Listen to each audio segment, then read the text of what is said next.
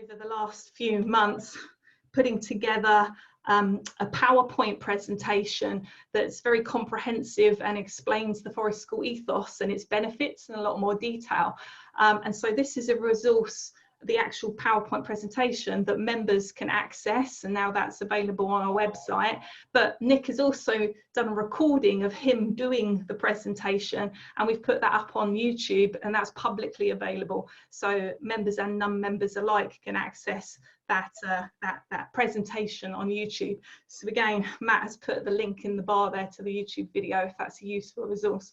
Because we recognise, again, particularly coming out of lockdown, we might be talking to people who don't know about Forest School, and we hope that this is something that might be able to help decision makers and people who hold the purse strings, so that you'd be able to maybe fly the Forest School flag as a useful thing to be doing at these times. We also have got a new blog that's called the Glowing Embers blog, that anybody can contribute to if they wish to, and again that's designed as a support for people particularly during lockdown times. Again, Matt can put a link to information on our website about that, and that's got an associated LinkedIn group. So if you use the social media platform LinkedIn, then you'd be able to join that group if you were interested, and that's a platform for people to share supportive information. And then finally, just to say that at the moment, as a board, we're looking into possible ways that we can support the world of Forest School coming out of lockdown in terms of lobbying decision makers and trying to raise awareness about the benefits of Forest School and Nature Connection that might help people coming out of isolation, and trying to see if we can get things more widely known about, and possibly campaigning and things. But that's still very early days in terms of development, but that's something that we're hoping to do in the future. So there's just a little update about the work that we're doing currently at the moment. And of course, you can always look at our website or send email questions in as well. Oh. So, moving on now to the topic of Nature Connection, I invite you to join me in a little bit of a grounding, just to get into that way of thinking and thinking about this topic. So I'm going to just talk through a little grounding exercise or a little visualization. I invite you, if you want to close your eyes as you listen, you can close your eyes. I want you to imagine and really bring into focus a place in nature that perhaps you go very often. Perhaps it's one of your favorite sit spots, or a place where you know really well, or it could be a nice place that you've just recently visited. And just, I want you to try and bring that fully into your awareness as much as possible.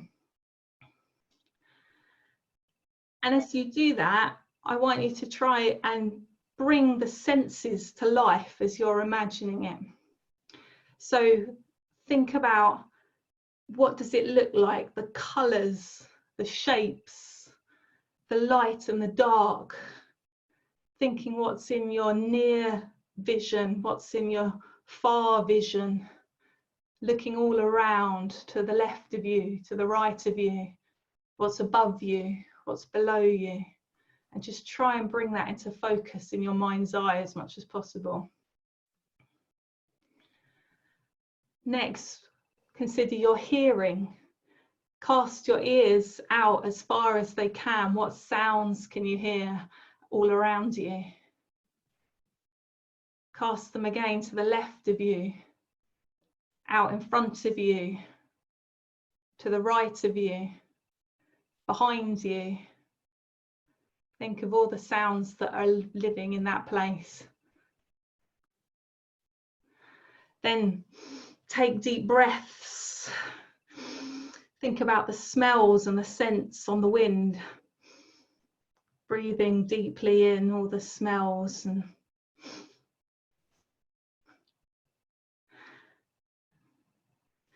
then think about the sense of touch. Maybe you're sitting in your imagination Maybe you can feel the soft ground under you. Maybe when you've been in that place, you've used your hands or feet to make contact with things all around you. Really kind of feel those sensations. And then finally, maybe there are tastes. Maybe there are things there that you forage, that you have tasted, juicy blackberries or tasty leaves in this time of year. Or maybe it's just the taste of the air. And just try to make that as vivid as possible in your mind's eye.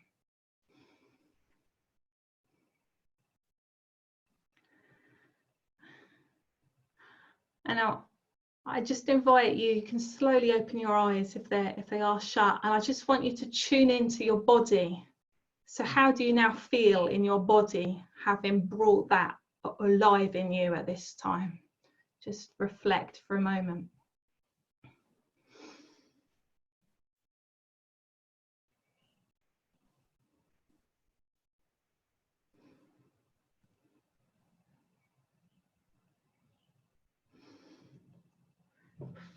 Thank you. Thank you for being here and present. So John, our topic this evening is about nature connection as a tonic. And something that we thought was important to talk about at the beginning is there a difference between nature contact and nature connection? Like how those two labels, is there a difference in terms of depth and benefit? What are your thoughts? Okay, thanks Lou, thanks for that. I think you just touched on it in that sort of grounding exercise, really. Senses are all about contact. That's what we do. We're sensory beings and we make contact with the world through our senses. Connection is a deeper thing. It's about making sense of that contact for me. So just to put this in a bit of context in terms of nature connection and nature contact, to make it a bit more concrete, I'm just looking at a chair in front of me at the moment. It's my chair that I sit at my table all the time. When I look at that chair, I have contact with that chair, but because I've really sat into that chair, I've had lots and lots of moments in that chair. I've had really desperate moments, often because I'm looking at the screen and working things out. And then sometimes I just get up and I sink into it sometimes. And then I can relax in the chair in my home and I feel completely at home in that chair. That chair has far more meaning to me because I've had emotions and feelings that I've really dug into in that chair. So that's just a very simple sort of analogy with this. And I'll never forget, many years ago, working as the education officer in the Peak District, we did a massive study on nature connection and nature contact, and the meaning of that for children coming out, particularly from Sheffield, into the Peak District. And it was really surprising. There seemed to be a deeper nature connection going on for many of the really urban Sheffield kids that we worked with than the kids that we had worked with out actually in the national park. And the reason being is that a lot of the people in the national park almost saw it as background. They'd had lots of contact with it. They'd had contact with it all their lives. But they never really, it was really interesting, actually delved right into it and processed that in terms of the feelings that were provoked. I'm generalizing now, but it was quite a progressive study at the time. And then the kids from the middle of Sheffield, it was really interesting who played, because there was less access actually in the countryside, and this is in the national park for a lot of the kids we were working with, that some of the kids we were working with in the middle of Sheffield who were out playing on the green, wild, so-called wasteland areas in Sheffield, who had this access to these local green, wild wasteland areas and had built up a really deep relationship with it. They were out in it every day, often. They're out in it every season, and they'd built that real connection and actually cared for these little areas. And I remember one area, I was working with a youth group in Sheffield because I lived in Sheffield, who took total ownership over a little scrappy area in Meersbrook, and a supermarket, it ended up being a gym actually, was going to be built on it, and they fought tooth and nail to protect this place because they planted trees and all the rest of it. Did end up being a gym in the end, but they formed a little action group, and they were sort of really wanting to protect this place and realized there was a strong relationship, there was a reciprocal relationship there. So I think the difference for me is this sort of sensory contact without going deep. And there's something about connection where we have that gratitude between us, like we started this session off. And you're almost entering into the space with gratitude of the wild place. And there's this reciprocal thing going on. And it's quite interesting. I'm just going to share my screen with everybody now. Let me just go down here. Because a couple of years ago, Miles Richardson from the University of Derby, and if you're interested in his work, I'm just going to post the website up, which is now in your chat room. I just wanted to share this. He started looking at what do we mean by nature connection, and came up with, he's a psychologist, basically came up with 6 indices. I hope you can all see this. So Miles, researcher, psychologist, works at Derby University, at the forefront of all the nature connection, nature contact stuff with Wildlife Trusts, Natural England, all the rest of it. So Miles has been right at the heart of it. And he came up with these 5 pathways that define nature connection for him a few years ago now. And they were, first of all, we need contact. And we start with contact, tuning into nature through our senses, but then really digging into the feelings, emotion, and feeling alive through those emotions. We only feel alive once we feel fear, anger, pain, sweat, blood, joy, all of that. That's when you're alive, and when we can tap into those emotions without any of the mental constructs in our brain. Our brain thinks through feelings, basically. Then he came across actually a sense of beauty, noticing that beauty in nature. Right from, I've been spending a lot of time this last 2 weeks with bluebell.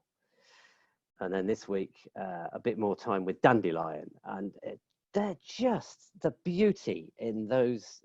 Dandelion, often people on football fields see them as weeds, but they're the most beautiful plants on the planet at the moment for me.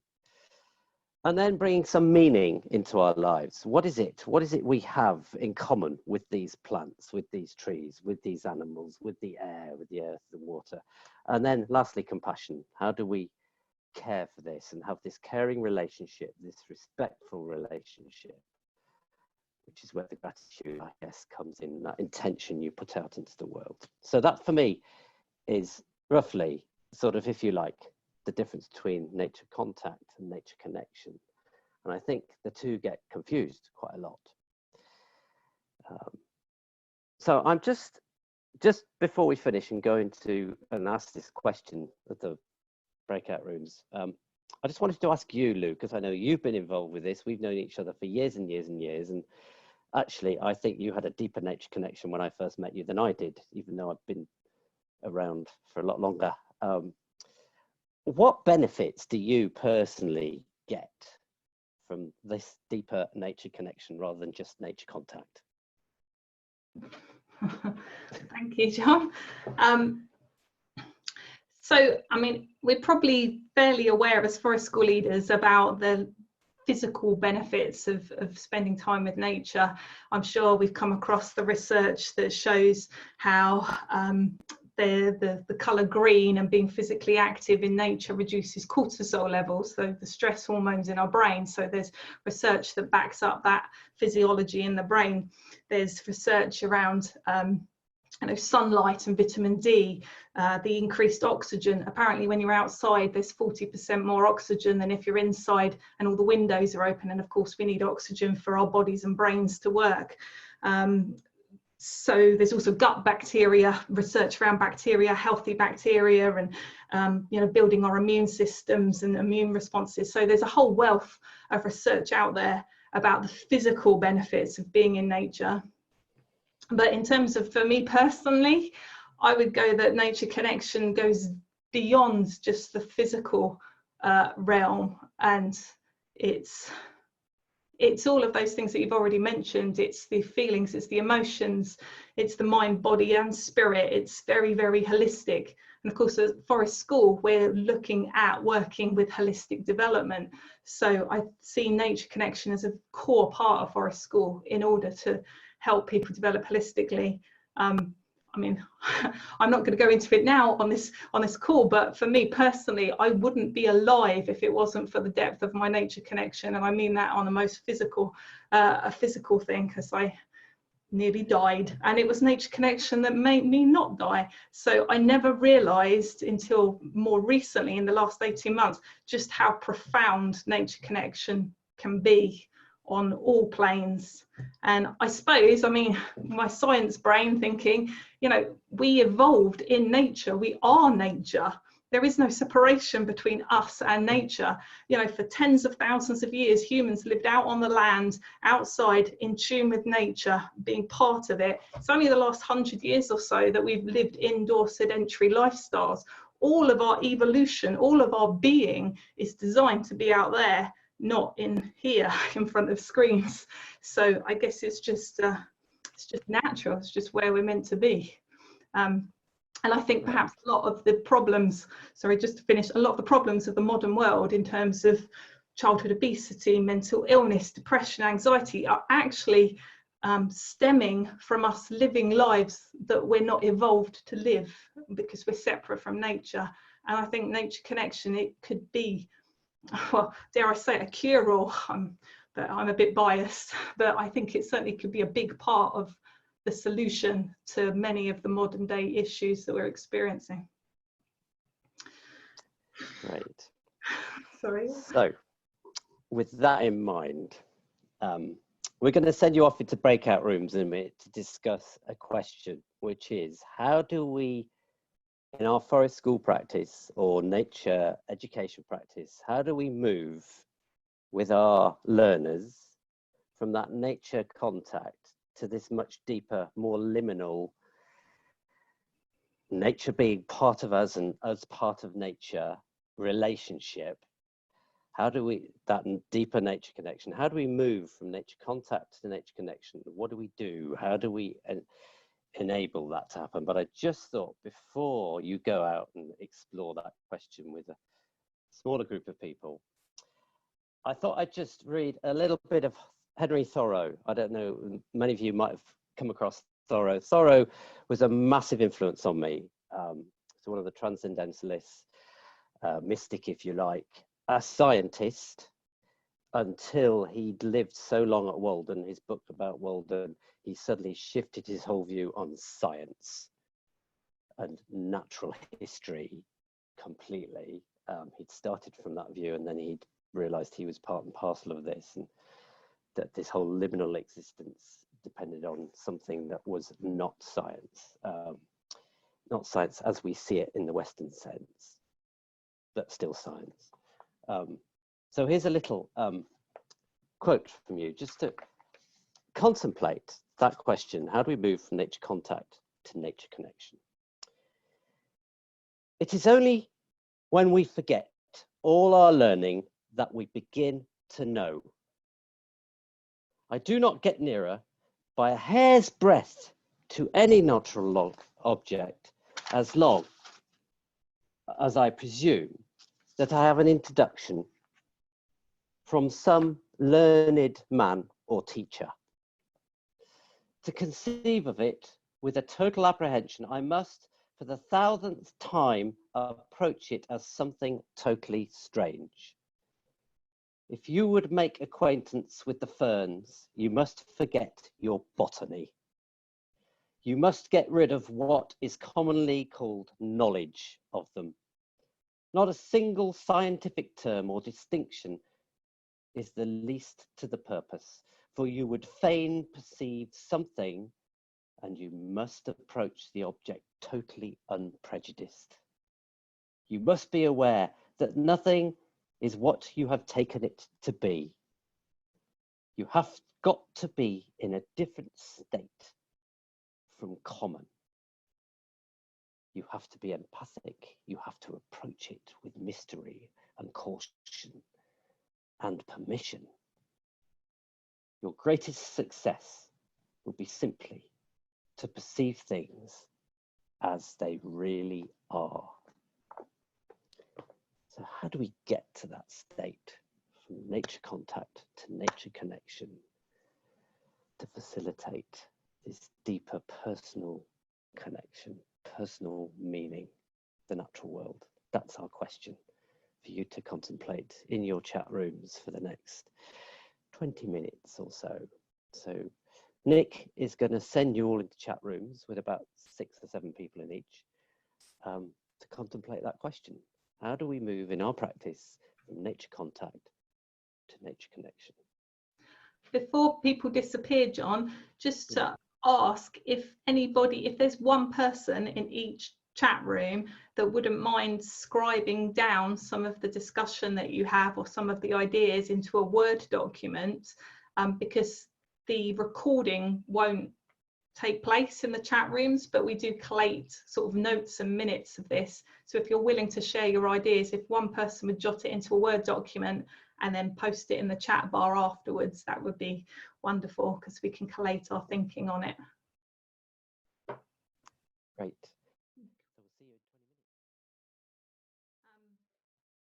Thank you, everyone. If anyone did take a few notes from their discussions, just to let you know how you can share that. So if you have it as a saved file on your computer, if you look at the chat bar, at the top of where you normally type your message, you should see an icon that says file, and you can click on that and it will give you an option of where your file is, so you'll be able to find it and you can upload the file. So if you have taken any notes, you could share it in that chat bar, and then we'd be able to compile that into a master document so that we can all share. So I let people discover that. I just wondered, just to come together, there isn't time for every chat room to share, but I don't know if anybody has anything that was really, you know, a good meaty conversation that they were having in their breakout room that they would like to share for everybody.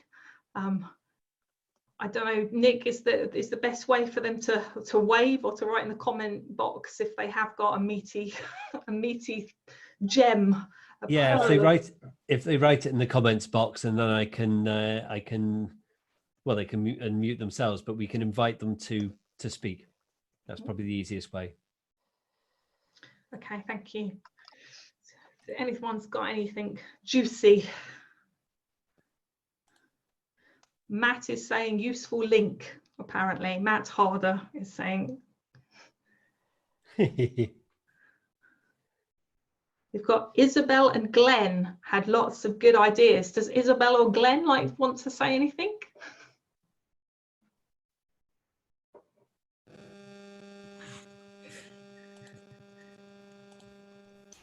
You've gone shy. Yeah, I'm here.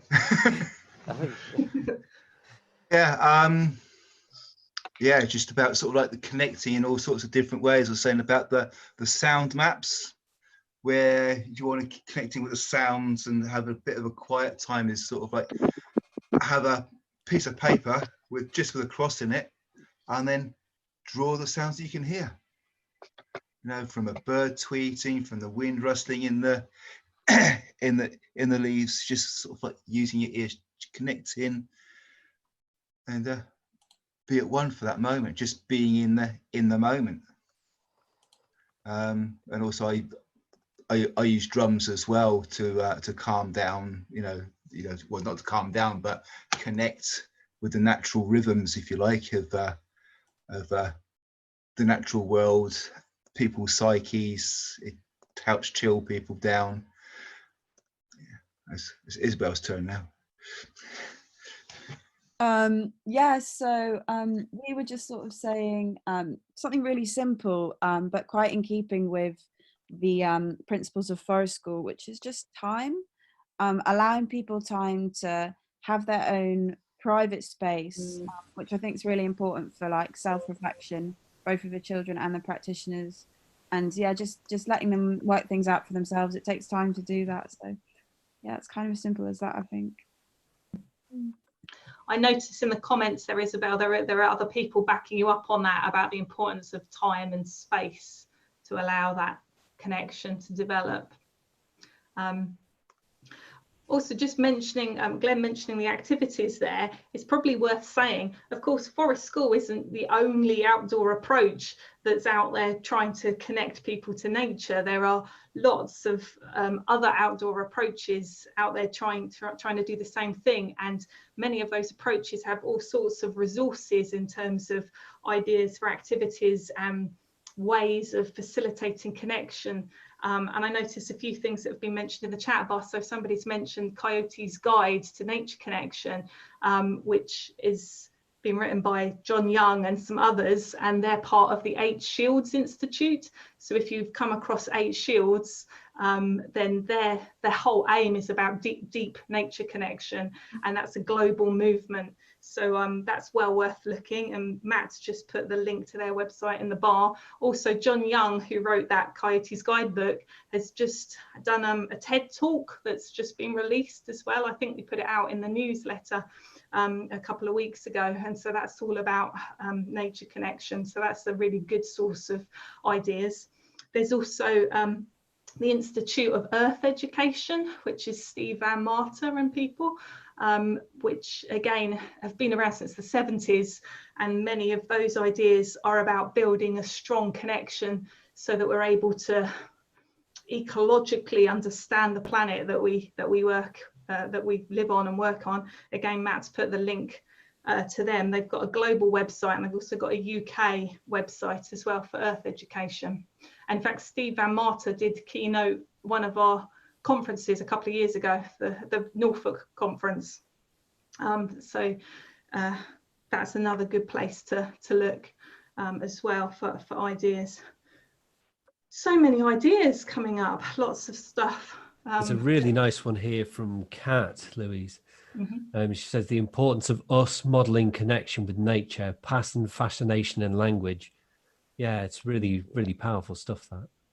Absolutely. And that's something that came up in our breakout room as well, actually, the importance of us as role models and how we need to be connected to nature ourselves if we're hoping to try and facilitate that in other people. So I'm also looking at the clock and aware of time. So I'm thinking maybe that's a good place to start to draw things to a close. Thinking about maybe for ourselves, what can we do personally to deepen our own connection to nature? Maybe just think about that for yourself now. Like what, even if it's just one thing, maybe set an intention or set a commitment of something that you can do to deepen your own connection, because it all starts with you as the Forest School practitioner. It will ripple from you. There's no stopping it once it's in you. So the best thing we can do to help our learners is to help ourselves in many ways. So many ideas coming up in the chat box. So we will try and capture all of them. But I was hoping just to finish on a little passage from Rachel Carson. I don't know if you've come across The Sense of Wonder, which is this is a beautiful book. It's got lovely photographs in, but it's based on an essay that Rachel Carson wrote, I think it was 1956, after she spent time with her great grandnephew, and about what she noticed about the child's connection to nature. So if you can bear with me for the last few moments, I'll just read you this because it's quite poignant, and bearing in mind she wrote it in the 50s.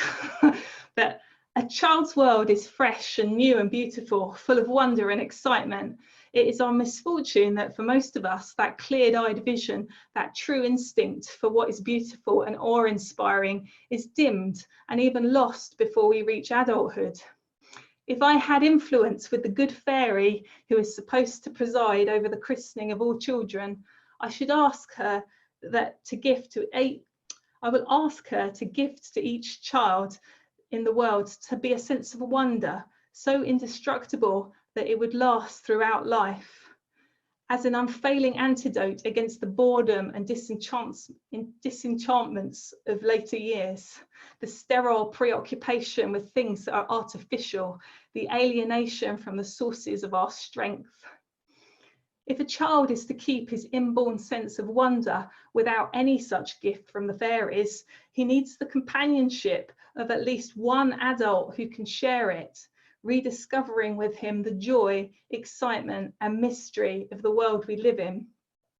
Parents often have a sense of inadequacy when confronted on the one hand with the eager, sensitive mind of a child, and on the other with a world of complex physical nature, inhabited by a life so various and unfamiliar that it seems hopeless to reduce it to order and knowledge.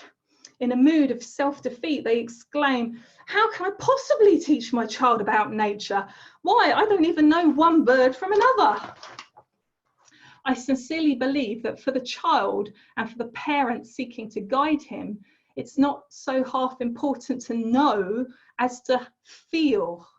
If facts are the seeds that later produce the knowledge and wisdom, then it's the emotions and the impressions of the senses that are the fertile soil in which the seeds must grow.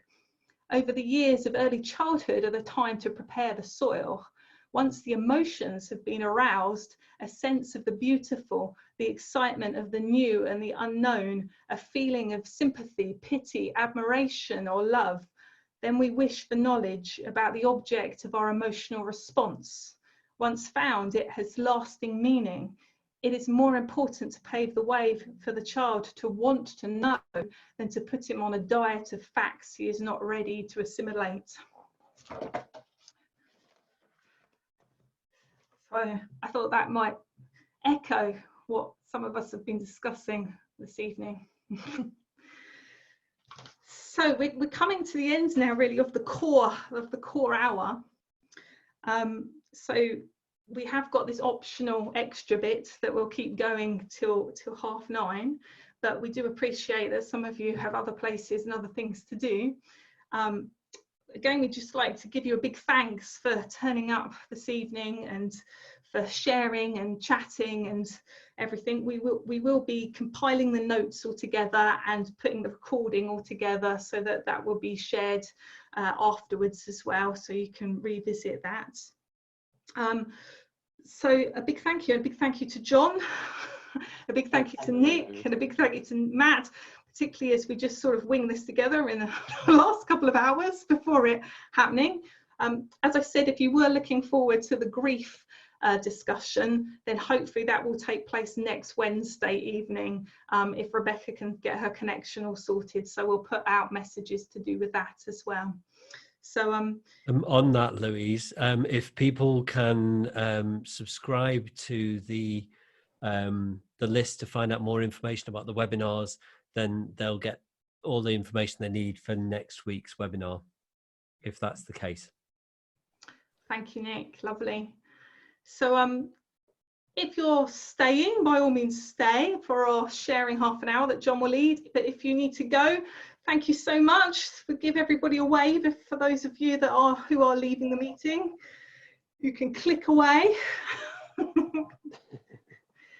And then I will hand over to John now for the final half an hour of sharing time. Thanks, Lou. I don't know how many people have been to the previous Is this our 4th or 5th? I can't remember now, webinar. We've sort of had this last half hour as a chance just to share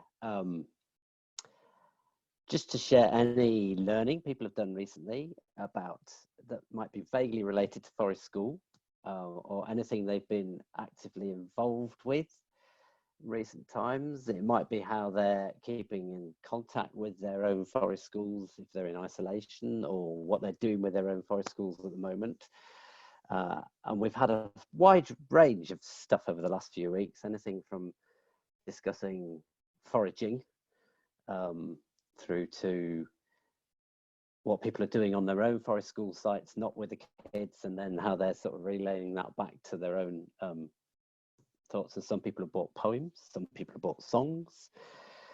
So it's just a chance really as a community to get together. So we can, during this, unmute if you want to unmute. Can everybody unmute? I think they can, can't they, Nick? Yep, everyone can now unmute themselves. Now we're out of the Right. main section. And I thought it would be nice. I know we've had a few little readings tonight, but I've got another reading that might kick us off, unless somebody else has got something else they might have brought along that might kick us off in this sharing. Is anyone brave enough? 20 minutes. Otherwise, I was going to share a bit of Thomas Berry with you, which I thought was quite pertinent given what's been going on this week with the pronouncements that have been made. So I'm not getting much from everybody here. So shall I just share a bit of Thomas Berry with you? Yes, please. And this came to me last week. I was last Thursday in the middle of Worcester, because I live out on the Welsh borders, but I've been going into Worcester because my partner, she works for the health service there and does some mental health triaging stuff.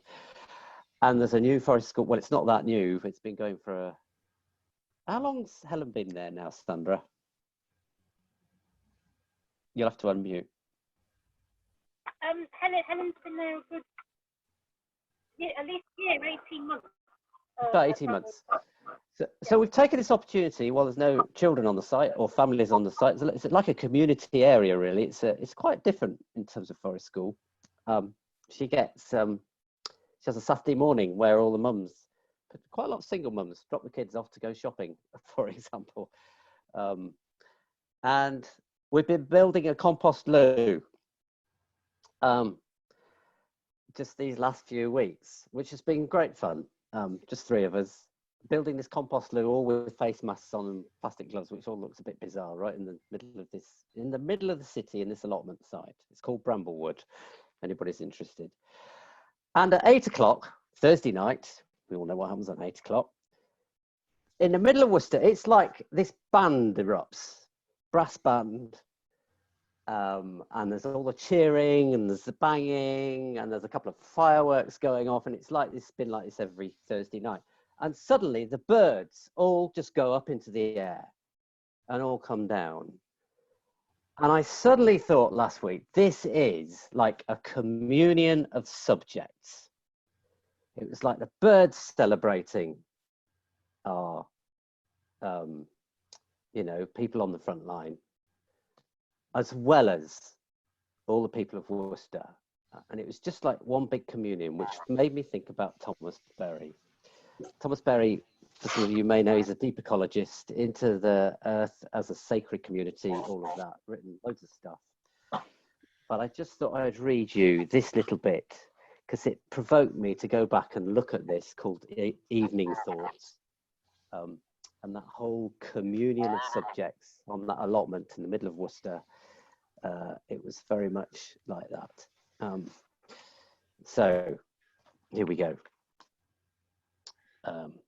Our way into the future, a communion of subjects, which is a message I think we need to send back to our decision makers. So here we go. 2 things are needed to guide our judgment and sustain our psychic energies for the challenges ahead. a certain alarm at what is happening at present, and a fascination with the future available to us if only we respond creatively to the urgencies of the present. We're concerned with the second of those requirements and wish to especially outline the conditions for entering a future that will lead to the larger fulfillment for which the entire planet, as well as ourselves, seems to be destined. The first condition for achieving this objective is to realize that the universe is a communion of subjects, not a collection of objects. The devastation of the planet can be seen as a direct consequence of the loss of this capacity for human presence to and reciprocity with the non-human world. This reached its most decisive moment in the 17th century proposal of René Descartes that the universe is composed simply of mind and mechanism. In this single stroke, he devitalized the planet and all the living creatures, with the exception of the human. And then it came to the 1950s, and he goes on to talk about Rachel Carson, because she kicked a lot of this model environmentalism off.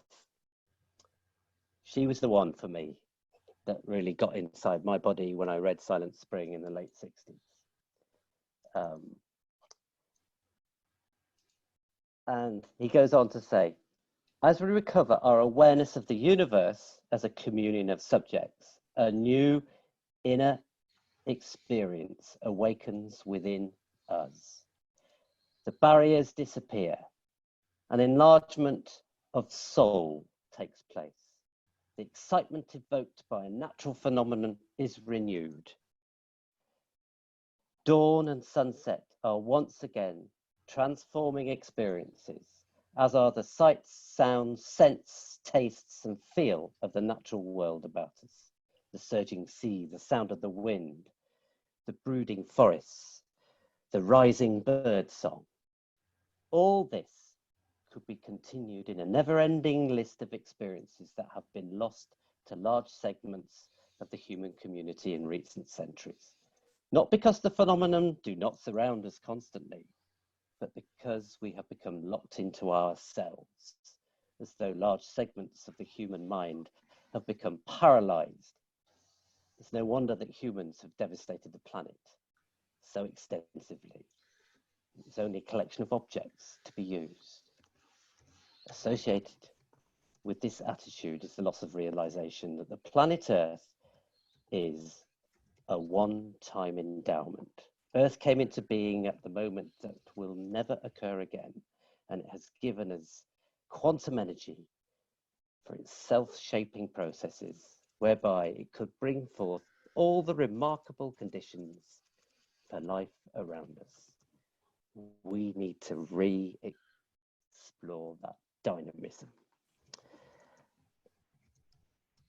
And I think in our little group, we started talking about that dynamism, that aliveness that is innate in very, very young children. And it's getting that back to that, I think.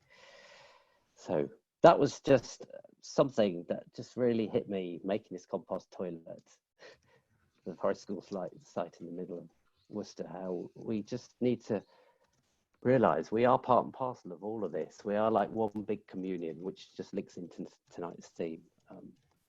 So that's my thought to share. So has anybody got anything else they want to share that might have happened to them recently in that context, in the forest school context? It doesn't have to be to do with tonight's topic, but I've just put a video link up on there. My forest school is not working at the moment. I'm supposed to be self-isolating, but I did a video, and it's about the spirit of the fire, working with the shamanic principles of the drum and the ancestors. So there's an 8-minute video there of just great talking and drums. Is that further up the chat? There's it's one further up the chat, yeah. Right, thanks, Glenn, because the chat will get copied. Kaylin's just put something up about innate connection in children. which is on the forestschool.com site. Kaylin, here's a little plug. Kaylin's doing the webinar at the end of May on reflective practice. So, how kindergartens teach me about nature connection and how to live in a healthy relationship with the earth. Great. Thanks, Kaylin. That's the other thing about connecting with nature and connecting with your groups and connecting with your children and taking it all as the planet of a beginner, is you learn so much from the young people that you work with. Yeah. They've taught me way more than I've ever taught them, every single time. Yeah. I'm a newbie to this, even though I've wanted to do forest schools for years. And I think what's really struck me about coming to these webinars is people don't get the opportunity to have this dialogue, you know, to have that wandering thought. And I think that's something that the adults say that's really lacking in adults. And I think if you had that opportunity more often, you know, I'm a teacher, we never get that opportunity to feel safe and have that dialogue, and you know, even to start a meeting with gratitude and grounding, everybody would think you were mad. So to me, I think there's a huge amount of power within your group in giving people that ability to, you know, to experience, just hear people talking in the way that you are. Thanks, Claire. Anybody got anything else to share? Could I share just a little experience that happened to me recently? Yeah, go on. Yeah, it's sort of forest school related. I was out on a bike ride. It was clear skies, but it had been raining earlier that day. And I was going down the river near where I live in London, appreciating the clear skies and the reflections of the clouds in the river. And then I came to a section that had 2 hazel trees and then 2 plum trees. And as I went under the trees, I was suddenly caught like in a torrent of rain, like really thick droplets. I was being rained on by the trees basically, and I came out of it back into the clear weather, and I thought, wow, I've never been rained on by a tree before. And I sort of think that yeah, having these sort of magic moments like really helps you empathize with your learners. I guess I just wanted to share that.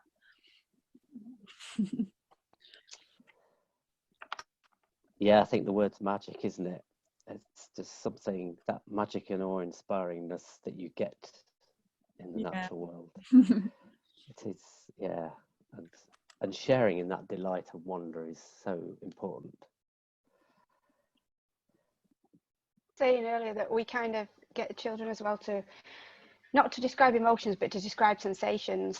So I shared earlier that one of the children said being out in nature is like it feels like a worm on a roller coaster inside a washing machine inside the tummy, because they're so excited to be there, and that's the way they describe it, and the way they do is just amazing.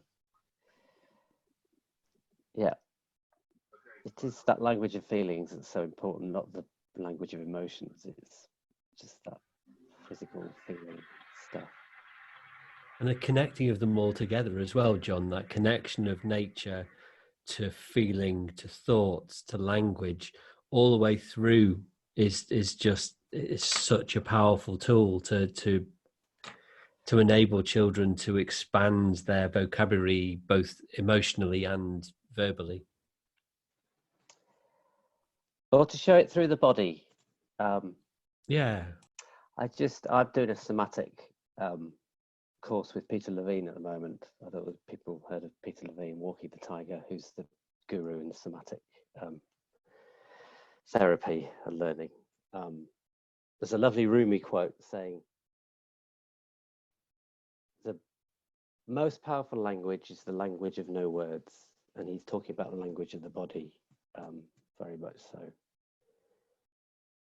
So it's, yeah, there's too much of this, which is hard when you're on the screen. This is what we have to do, but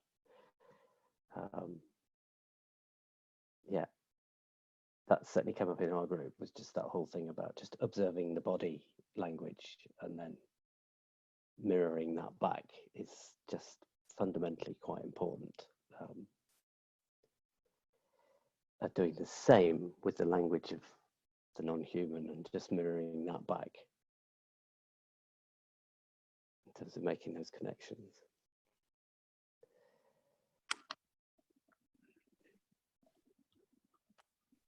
Anybody else? We've got a couple of minutes left. Can I just share something we've been doing? Sorry, I've lost my video, but to stay connected to the children that we see, we started a bit of an art project up in our fire circle up on the common. Everyone walked, and it started off just writing in sticks, hello, and then is anybody out there? And the children started to reply, and so we've been having messages in sticks and on rocks, and we've been having little pictures, and we've been answering their messages. There's been, we miss you, and when's Wild School on again, and all sorts of things. And it's just been really therapeutic for us, and the children and their parents have told us this as well. So it's just been a really lovely thing that we've done. Great. Thanks, Alison. That's really touching. Did people see what, oh God, I've forgotten the name, forest school leader in Reading who was writing on pavements a couple of weeks ago? Rachel. Rachel, yeah, that's right, Rachel Summers. So just all that other form of communication that's not verbal just can be so much more powerful, can't it? It's just, yeah.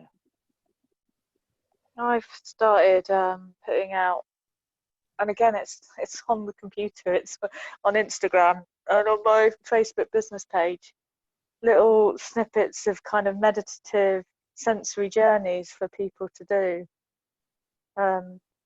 giving them time to think and be and still and enjoy nature. And you know, who knows if anyone's actually doing it or not, but going through smell, touch, sight and sounds, and yeah, describing what I'm seeing and how they can do it from out of their window if they can't get outside, and the possibilities of just finding nature now for where people are. And I think that's, you know, helping encourage people to enjoy the nature and some form of connection and connectivity in the now when we're not in contact with people. So is that on your website, Emma?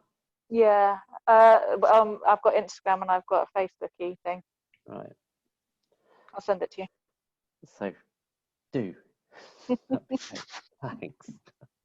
I'd love to just say a little comment about, I've been hosting live stream storytelling sessions with a few other storytellers, Chris Holland and Danny English, and then we've now had another storyteller from Calgary, because I live in Ottawa, Canada now. I used to live in the UK, and now I live in Canada, and somebody from Calgary has joined us, and then a friend from Maine, and so we've kind of become this collective group where we're sharing nature-based stories that either we, you know, maybe know, or that we're making up ourselves. And we've created this little community every Wednesday, and all the video recordings are on my YouTube channel. And that, for me, like, it's a live stream that was intended for other people.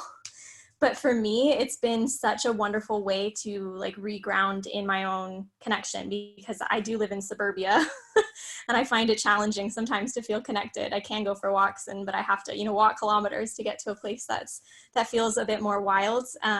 So those storytelling sessions for me have been phenomenal.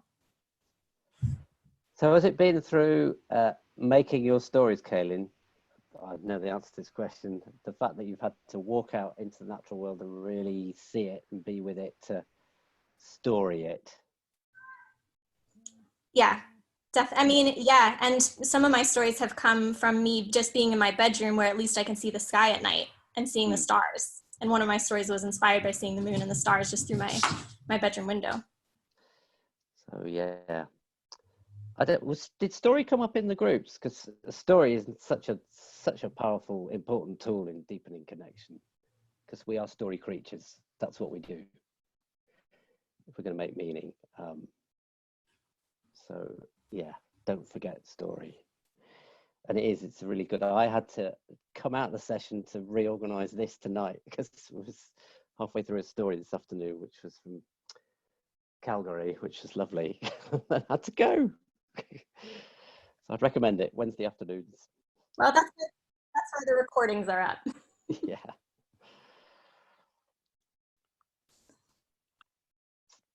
Right, folks, it's 21:29. Has anybody got anything urgent to say before we finish off with a little song action thing?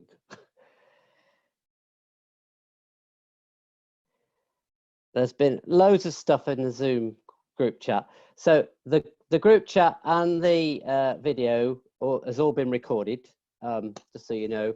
So that will go out. Will it go out tomorrow, Nick? Possibly. If everything goes to plan, it'll go out tomorrow. If So, not, by yeah. Friday. So all of this will get written up, and it does go out. Yeah. If it's not tomorrow, it'll be out by Friday. So you'll get a notification of a recording of this, plus all those links and everything that's in the group chat will get put into a document. Okay. So hopefully we'll see some of you, if not all of you, next week for some grief stuff with Rebecca. I was really looking forward to tonight because she's, it's such an important topic, particularly now, but it is all the time. Grief is such a part of us. It's part of a way of honouring just when things go wrong and stuff. Particularly at Forest School, I've just found some of my most meaningful sessions have been around when somebody's in that really dark place and it's just out in the natural world, something happens and suddenly you can bring meaning to that. So I do recommend coming along. Hopefully the tech will all be working next week. And we'll finish off with a little song. Trees grow tall in the heart of the forest, high in the sky, and their roots go down to the deep, dark earth. That's it. That's the whole song. So it's only one. Here we go. Should we do it together? Should we do it line by line? So if you sing a line, and I'll sing with you, and everybody can sing back muted, and then we'll go on to the next line.